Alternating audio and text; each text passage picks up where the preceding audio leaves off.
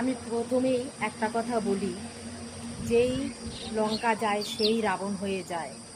কথাটা কেন বললাম, সম্পূর্ণ ভিডিওটা না দেখলে বুঝতে পারবে না, তাই সম্পূর্ণ ভিডিওটা। ভোটের আগে বলেছিল যে লক্ষ্মী ভাণ্ডারের মধ্যে অটোমেটিক তোমাদের অন্নপূর্ণা ভাণ্ডারটা ঢুকে যাবে। আর এখন দেখো কি বলছে, এই হচ্ছে অন্নপূর্ণা ভাণ্ডারের ফর্ম, 13 পাতা ফর্ম।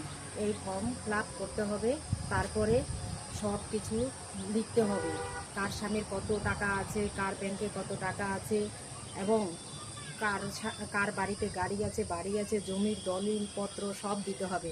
তাহলে তোমরাই বলো বন্ধুরা, সবার আজকাল যে জন খেটে খায় তার বাড়িতেও কম বেশি টাকা পয়সা থাকে। আর এই 10,000 টাকা কে পায়? 10,000 টাকা সংসার কি চলে?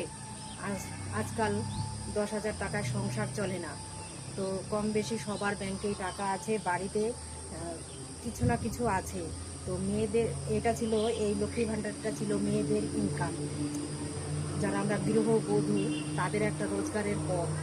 সাধারণ যেইটুক টাকা আমরা পেতাম লক্ষ্মী ভাণ্ডার থেকে, সেই টাকাটা দিয়ে আমরা অনেক সময় বাচ্চা কাচ্চার শখ আহ্লাদ এবং নিজেদের মন খুশি কিছু শখের জিনিস পূর্ণ করতাম।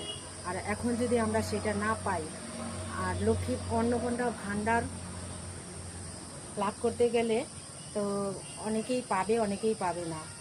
তাহলে আজকাল যে বিদেশে পরদেশে জন খেটে খায়, বিদেশে যায় যে ভাইরা, তাদের ব্যাংকেও কিছু না কিছু জমানো টাকা আছে তার সংসারে খরচার জন্য। 50 লাখ বা 50,000, 1 লাখ, 2 লাখ এরকম আছে।